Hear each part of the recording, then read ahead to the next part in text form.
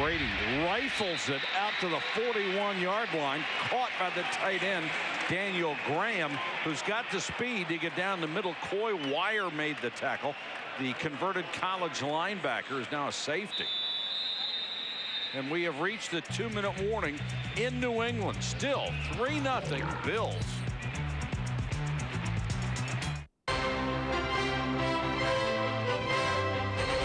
ESPN Sport Legends presents Arnold Palmer. In 1960, Arnold Palmer had a banner year in which he won 8 tournaments, including 2 majors. Down 7 strokes going into the final round of the US Open was the most memorable performance. After the morning 18, a couple of newspaper friends is sitting there, and he said, "What'll it take to win this tournament?" And the guy said, "Well, forget about it. You haven't got a chance." Palmer said, "Watch me." He really upset me, made me mad. And maybe that was what I needed to snap me out of the doldrums that I was in. The 1960 U.S. Open in Cherry Hills in Denver is the epitome of Arnold Palmer. Driving the first green and charging back from 7 strokes to win, that's not normal stuff. Ferocious linebacker Ray Lewis leads the great defense of the Baltimore Ravens into Pittsburgh to battle the Pittsburgh Steelers. It's a key game between AFC North rivals who both need a win to move up in the division. Let's play some football. Ravens, Steelers. Coverage begins with Monday Night Countdown. Live tonight, the NFL on ESPN, home of Super Bowl 40. 2 minutes to go, first half. It has been fascinating so far because Buffalo has virtually held the ball the entire 2 quarters, but they have only a single field goal to show for it. Teddy Bruschi is back for New England, but Takeo Spikes went out a few weeks ago, and Angelo Crowell has had to fill in for him and done a pretty good job. But Takeo's, he is to the Buffalo defense what Teddy Bruschi is to New England's defense. Exactly. I'm going to blow this play dead. New England, as opposed to the long drives that Buffalo has manufactured all night long, 4 plays and a punt, 3 plays and a fumble, 4 plays and a punt. Who does Mike Mularkey facially remind you of? Buffalo has challenged a ruling on the field on the previous play, but the pass is complete. I thought that when it went to 2 minutes, because Daniel Graham had to go down and take this off his shoe tops, it would give Mike Mularkey an opportunity to challenge it. You're into the 2-minute part of it. You've got 1 left. Why not? Now, there's no question he makes the catch. And because the play started outside of 2 minutes, it is not a booth review. It's got to actually be inside, the play starting inside 2 minutes for a booth review. But they just had a tremendous amount of time to review the replays in this, and now they challenge it when it seems obvious that it's a catch.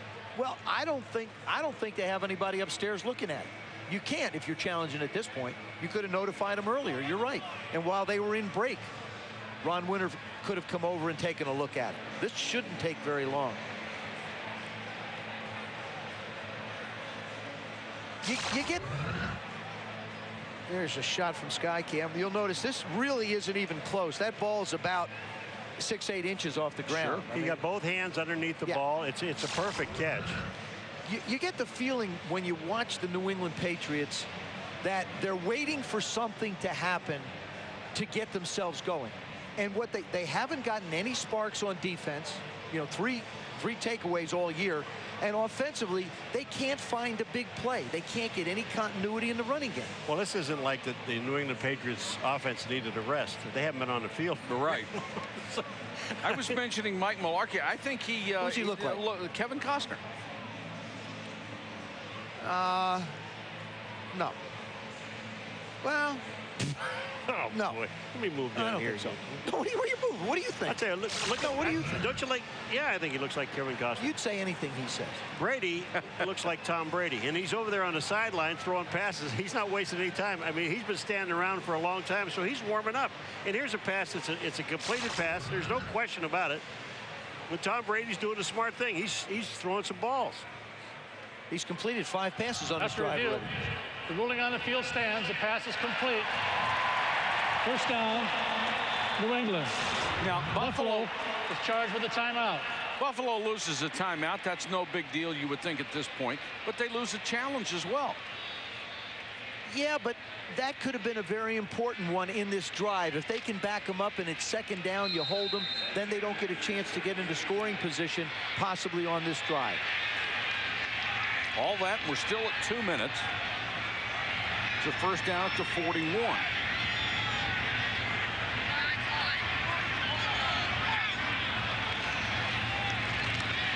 Brady hit as he throws. That time they had a blitz coming straight up the middle, and it got there. Well, that's what they talked about. London Fletcher told us yesterday. He said, if we're going to get to Brady, we have to come at him right up the middle. What they have to do is that Schobel, number 94, that hits his arm. But the thing that they have to do is they have to come up in his face. They have to make him see them coming. And that was Schobel on a stunt. He comes from the right end and comes up the middle. And keep in mind, you have 2 rookies on the left side that have to make those adjustments. That was Logan Mankins that didn't get that one done. Andre Davis, number 18, is in as a wide receiver. They give the ball to Corey Dillon. Getting an opportunity to run a little bit. He takes it up to midfield where Schobel got him from behind. I almost get the feeling that New England needs to go no huddle. They need to change the tempo of this football game. And this 2-minute drill could be the answer for them. 3rd and 3. Brady, quarterback keeper, and he has a first down. The Bills defense, they weren't even ready. They're walking around. Posey, number 96, is Jeff Posey. They're just walking around. That's why it's a great play by Brady. Oh, yeah. Let's check in with Susie. Well, Mike, of course, the big story tonight is the return of Teddy Bruschi. And one of his teammates, Mike Vrabel, told us how it's affected him and many of the other guys on the team, that they typically wouldn't be thinking about things like their estates, their wills, who's going to be taking care of the kids. It's taught them to reevaluate their life. And he said he wasn't surprised by how much Bruschi loves the game and wanted to come back, because there are a lot of guys on this team that feel that way. Willie McGinnis, Troy Brown, guys like that. They're not playing for the money. They've won 3 Super Bowls, and these guys want to leave their mark on history. And that's exactly what they're going to do. Susie, I mean, really, in that meeting when we had a chance to talk to Mike and Teddy, it's a love and a passion for the game. And unless you've had the game taken away from you like some of us have, you don't know how much guys appreciate it and don't want to leave it. New England trying to drive here in the closing stages of the half.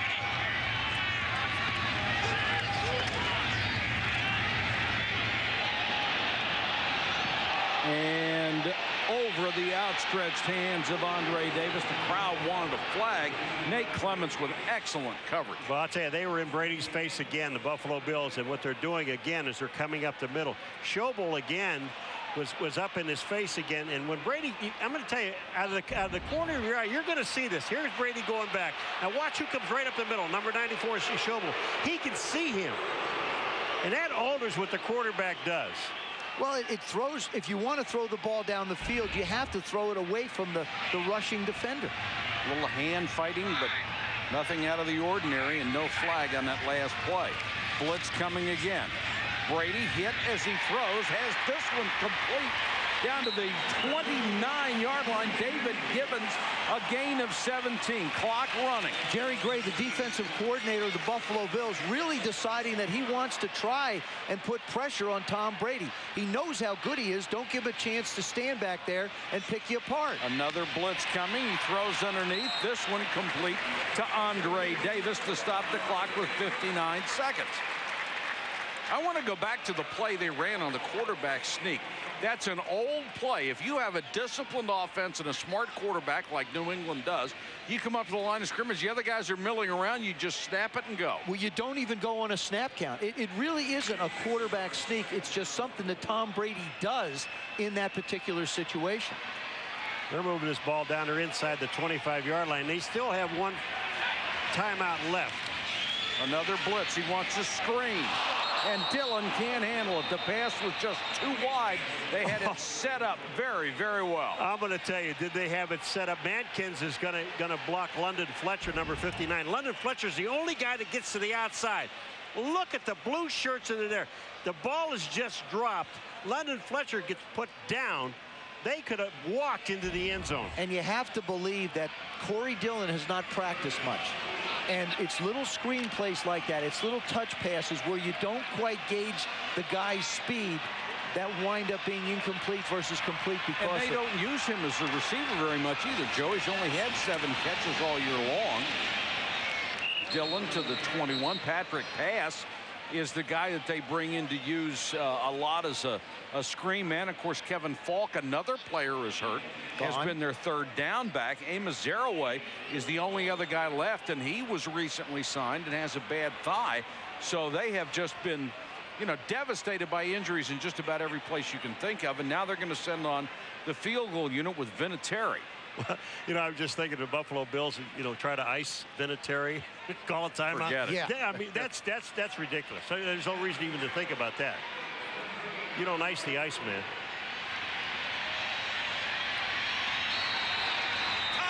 And they will whistle this play dead because they didn't beat the play clock.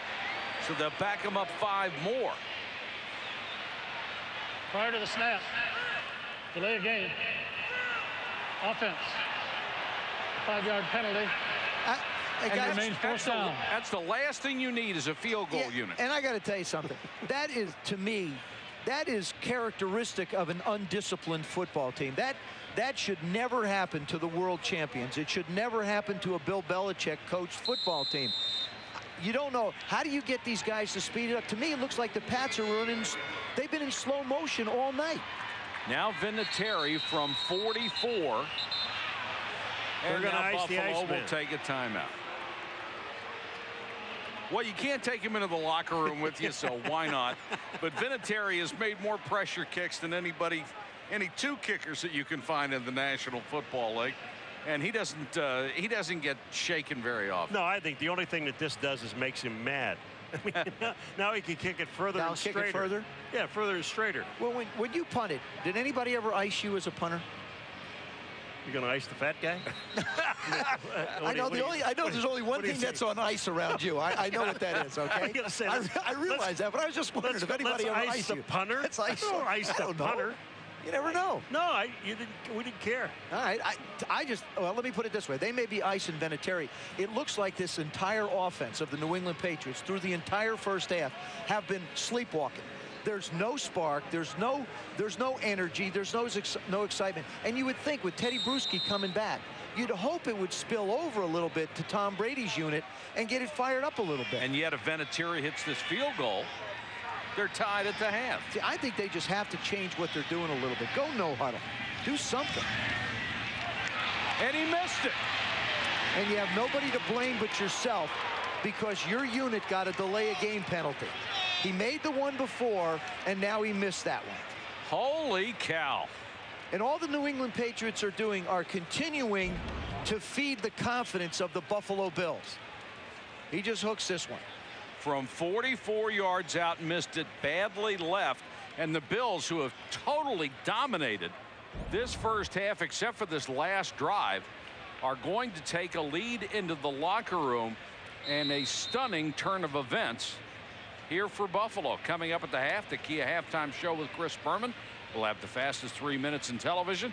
Boomer's halftime heroes, Nextel points chase. All of that and more coming up on the Kia halftime show. They'll take a knee, and the first half is over. What a job by the Buffalo Bills. 3-0 at the half. Now let's join Chris Berman for the Kia halftime show. Thank you very much, and happy Halloween, everybody. Thought we'd be festive, looking forward to tomorrow's big day. Well, the last weekend in October, certainly a big day and a day of heavy hearts at the Meadowlands as The New York Giants honored the memory of the passing of their beloved owner and president, Wellington Mara. The fastest 3 minutes then fittingly begins with the Giants game in the division against the Washington Redskins for first place. Moment of silence.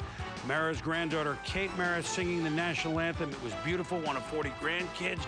Tiki Barber had 206 yards. More on this later, but they destroyed the Redskins 36-0 as every man was just on their game today. Meanwhile, in Denver, Philadelphia's Donovan McNabb was incomplete on his first 12, but he hit T.O. for 91 yards. The Eagles trying to make it a game, but make no mistake, Denver ran for 255 yards. And when Jake Plummer hit Todd DeVoe, it was over. The Broncos humbled the Eagles 49-21. Marion Barber, the rushing star for Dallas, as they beat Arizona 34-13. Congratulations to Bill Parcells, tying Paul Brown, 9th on the all-time coaching list with 170 wins. In Detroit, Jeff Garcia, bang, nailed by Tommy Harris in a first-place game in the Norris division. Hunter Hillenmeyer thought they had a touchdown for the Bears in the fourth quarter in a tie game, but it was ruled an incomplete pass, not a lateral. But in overtime, Charles Tillman, no way to rule this anything other than a Bears win. 19-13, they're 4-3.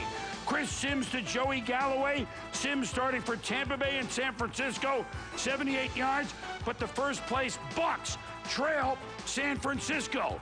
And when Joe Nedney kicked his 5th field goal, surprise, the Niners win for the first time since opening day, 15-10 over Tampa Bay. Bad season got worse for Minnesota. Dante Culpepper at Carolina leaves, knee injury, looks like it could be season-threatening. We'll know more tomorrow. Meanwhile, daylight come and you got a Del Olme. Steve Smith caught 11 of 201, and the Panthers roll the Vikes 38-13. LaDainian Tomlinson, he's thrown 3 touchdowns this year. The Chargers get back on the winning circuit. Antonio Gates caught 3. Chargers over the Chiefs 28-20. They're 4-4. The Saints playing their first game in Louisiana at LSU's Tiger Stadium, one of 4 games they'll have there. Also homecoming for Nick Saban, won a national title in that stadium, coaching at LSU. Gus Frerotte to Chris Chambers. Time has come today, and the Dolphins win at the Saints 21-6. Kerry Collins to Jerry Porter, twice for Oakland. Collins had 3 TDs. Oakland wins a rare road game at Tennessee, 34-25. Byron Leftwich and the Jaguars off last week. Ernest Wilford, great concentration, tied at St. Louis at 14. But Jamie Martin screened to Steven Jackson, who ran for 179, scored here on the screen. The Rams win it 24-21, 2-1 under Joe Vitt. Brett Favre picked off 5 times in Cincinnati, appropriately adorned the day before Halloween. Carson Palmer, 3 touchdowns, this one to Jeremy Johnson. But the Packers got within a touchdown late. Brett Favre faked the spike, but in the end, he tried to do too much. Over the line of scrimmage, the Pack is 1-6. Bengals 6-2. They win 21-14. David Carr and the Texans 0-6, favored against Cleveland. Chances are he'll hit Jerome Mathis with a touchdown. And when Cleveland's Trent Dilfer had this would-be go-ahead touchdown pass broken up by Philip Buchanan, and Dom Capers had won it. Texans for the first time this year. This halftime show is presented by Kia Motors, the power to surprise. When we return, our halftime heroes all wore the Giants blue. Every one of them. We'll detail the Giants game and the race for Nextel and other sporting news in a moment.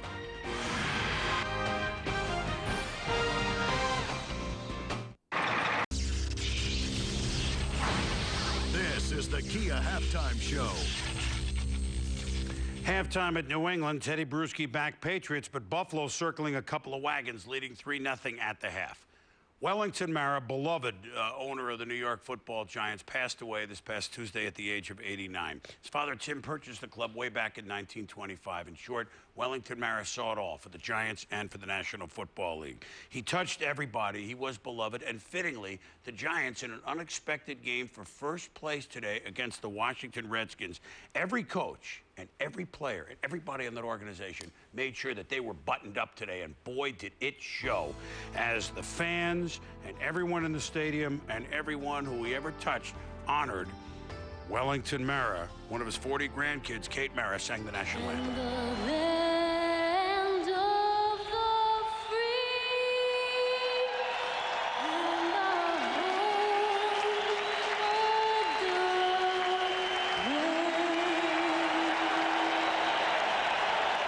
That was beautiful. The story told by his grandkids that in his last couple of days, he awoke last week to see Eli Manning hit Amani Toomer with the winning touchdown in the final seconds against Denver. Eli and Amani were at it again.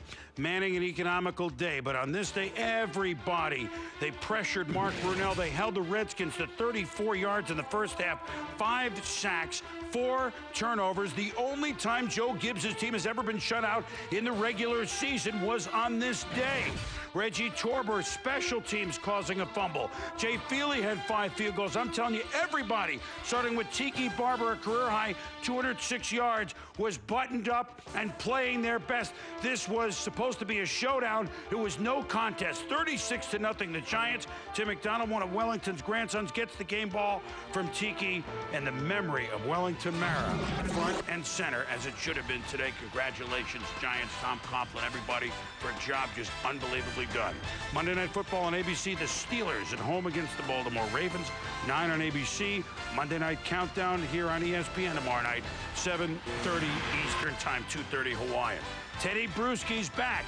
Can the Patriots get it going? Defensive struggle in the AFC East. Enjoy the second half, everybody. Happy holidays.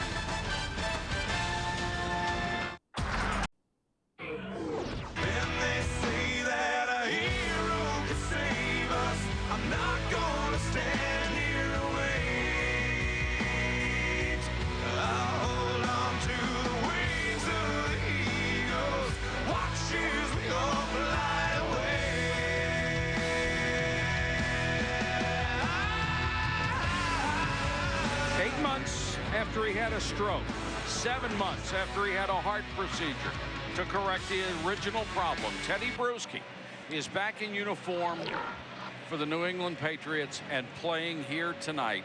It has been a tremendously emotional evening, even for us. I mean, it was just magnificent to see it. When he came into the production meeting the other day, all of us stood up and applauded. I mean, you can't help but root for Teddy Bruschi, and he's played very well tonight. Well, you admire what he's doing. The problem is the emotional part of it, the inspirational part of it is over. Now the New England Patriots have to play better football. He's helped in the communication. Certainly the defense looks like it's playing well, but offensively, they look like they're in slow motion. They have to change something offensively to get this New England offense back on track. And I don't think any of the coaching staff said to Teddy, what do you think about the offense? Is there anything he can do to help the offense? Well, they might really helped him out there. Well, I would. He's been on the punt team. He's on the kickoff return team. I mean, the guy's just everywhere, and I just like what he has done to uplift this football team. Well, I wonder if he's going to run out of gas. Had no training camp. He said he's been in shape, but we know what it's like when you train and then actually be in game shape.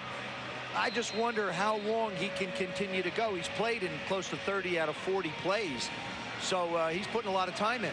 And that entire defense should be tired. They've been on the field virtually all of the first half.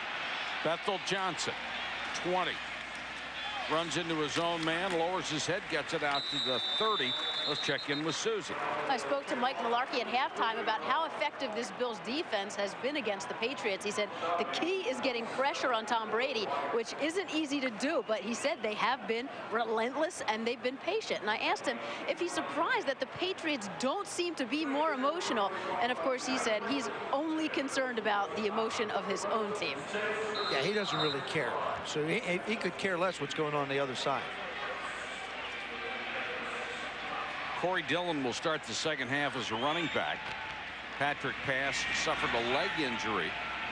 He was the man who started the game in that position with Dillon already nicked up.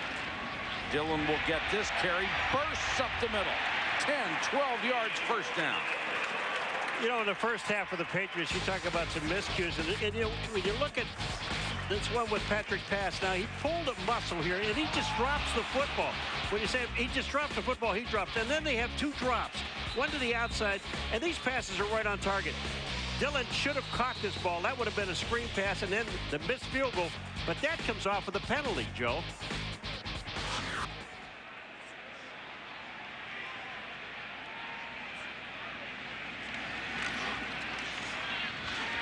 Brady with time over the middle. Givens hit hard from behind and taken down near midfield. It'll be second and about 2. Angelo Crowell got him from behind. A point that Bill Belichick made to us regarding his offense when we talked about, you know, you're only running for 82 yards a game and ranked 27. He doesn't care. He doesn't care whether they throw the ball 60 times and run it 10 times. He wants to see points on the board. And right now, with the running back situation the way it is, I think they're going to have to put the ball in the air like they have in all previous games. Dillon, flag is down, and Dillon picked up maybe a yard on that run. You know, we've been talking all the first half about the New England Patriots defense and how uplifted they are with Teddy Bruschi back. The Buffalo Bills defense, they've shut out the New England Patriots. And and they're doing it in a great fashion. They're not getting to Brady. They're hurrying Brady. They had a couple mistakes on running plays, and thank God New England was called for holding. Defense number 95. A 5-yard penalty and a first down. That's big Sam Adams. Yeah, you can't pull a guy out of the hole to allow another player to be able to make a play. But you know, this defense is, for the Buffalo Bills, they've done a great job. They've had to adjust without their star, Takeo Spikes. Second straight possession that New England has moved into Buffalo territory. Dillon on the toss, cuts back, and it looks right now like New England has come out of the locker room with a purpose. Well, they look like they're in and out of the huddle with a little bit more purpose as well, Mike. I like to look at the way teams attack the line of scrimmage, how they come out of the huddle. What's your body language look like? This team now looks like it's got a more upbeat tempo, and Tom Brady likes to run everything a lot quicker. He's coming out of the huddle now with 19 seconds to go on the play clock, which is good.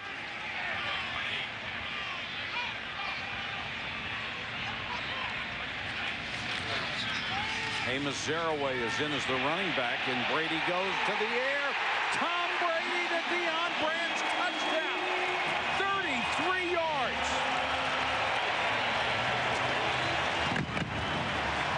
The Super Bowl MVP was open, and Brady hit him in stride. Boy, I'll tell you, this is such a pretty pass. It is such a pretty pass because Nate Clemens, he catches him looking back in the backfield. And look where this ball is thrown. Just a perfect throw. Well, Tom Brady pumps to the right, and the arm pump has to make defensive secondary guys move, and that's exactly what he did. Vinatieri for the point after. 7-3 New England. And they use the opening drive of the second half to march downfield and get the first touchdown of the ball game.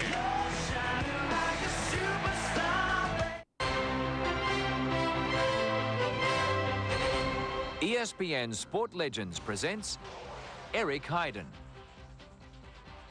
At the 1980 Winter Olympics in Lake Placid, New York, an American speed skater faced enormous expectations and met them head-on. Heiden was going to be the star of the Olympics, and he was the most hyped athlete, not only from the United States, but probably around the world. Every time he went on the ice, he set a record. I don't know what it is. I don't even think he knows what it is. I couldn't wait to watch Eric. He'd climb the fence and watch him go around and skate. And he'd win his gold medal, and you'd go back in the locker room, hey, he did it again. Eric Heiden's performance was probably the greatest individual performance in history. Eric Heiden won 5 individual gold medals.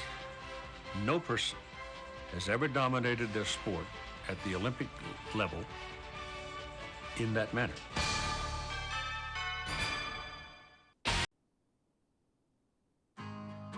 ESPN Sunday Night Football, brought to you by Southwest Airlines, proud sponsor of the NFL and official airline of Super Bowl 40. Levi's, the original. Find your style at levi.com. GMC Trucks and SUVs, we are professional grade. And Circuit City, for the hottest new technology. Think Circuit City, just what I needed. That's called water fire. It's a fire sculpture, 100 bonfires on the surface of 3 rivers that pass through the middle of downtown Providence. Never seen anything like it. That's remarkable. Terrence McGee, the NFL leader in kickoffs, is not going to like what that does to his average as he fumbles the thing out of bounds. And Buffalo will start from its own 16-yard line. Tom Brady has given the defending Super Bowl champs the lead.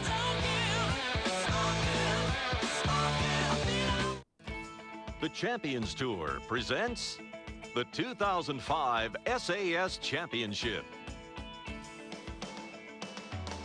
The 5th year of the event saw some fireworks at the host course Prestonwood Country Club. Hale Irwin entered the final round trailing the leader by 4. But Irwin quickly made up ground on the back 9 with birdies at 10, 12, 13, and 15.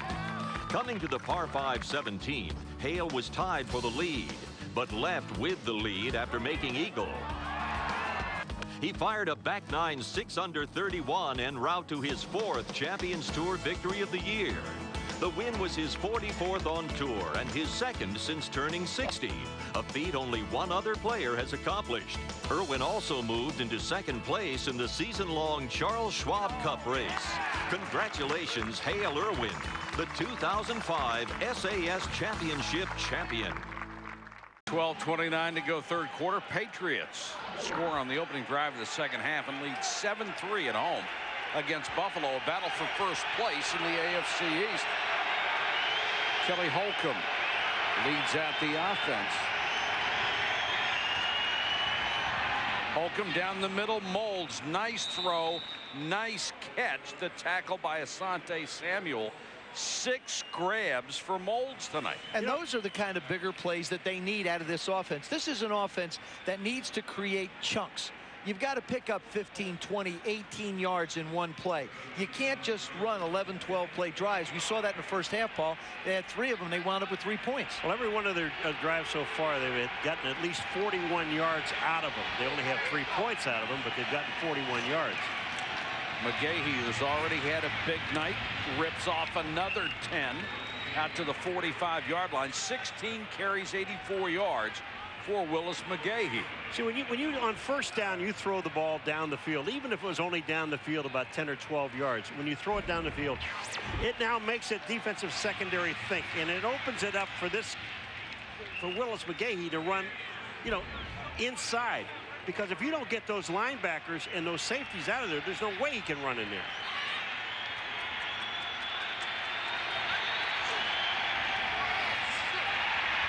Holcomb. Molds! Touchdown!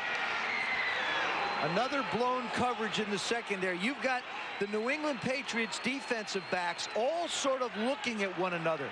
Eugene Wilson was in the middle. Dwayne Starks was another one, number 23, who had the ball thrown over his head. Little quick play action. Look at the middle of that football field. He just hangs it up. There's Dwayne Starks, number 23. Not that it's his fault, but he's the guy that they're going over top of again. And this has happened way too frequently to New England secondary. And it's hard to imagine that they would have had Eugene Wilson, the safety, going man-to-man against Molds. Well, all you have to do is say that the team doesn't throw the ball over 20 yards and they throw it over 20 yards. And you say repeatedly. Willis McGahee only gets 56 yards a game on the road. He's got close to 100. Well, that pass was total 55. Molds gets his 3rd touchdown catch of the year.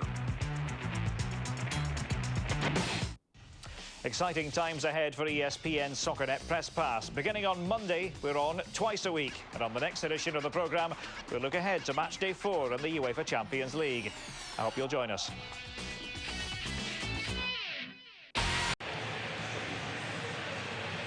The Buffalo Bills strike with a 55-yard touchdown pass to regain the lead over the Patriots. 10-7. We had 3 points in the first half. We've had 14 points in the first 3:51 of this half. A couple of halftime adjustments, perhaps. I think more blown coverage by New England and excellent execution on the part of the New England Patriots. They better start doing a lot more executing because the Bills are for real. That was the longest completion of the season for the Buffalo Bills. Bethel Johnson swallowed up before he got to the 20. Rashad Baker, a backup safety, downfield to make the tackle on special teams. Buffalo has regained the lead. They're up by 3 at New England.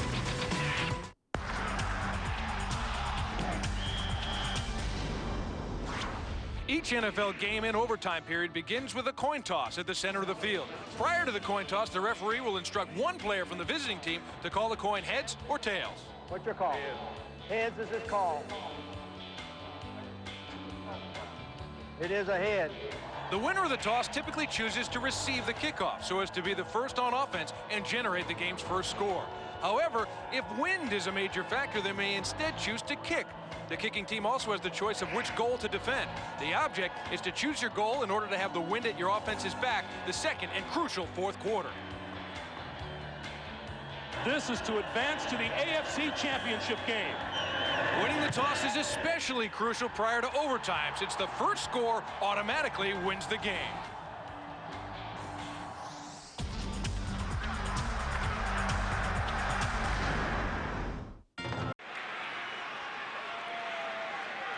Buffalo trying to surprise New England and gain the advantage.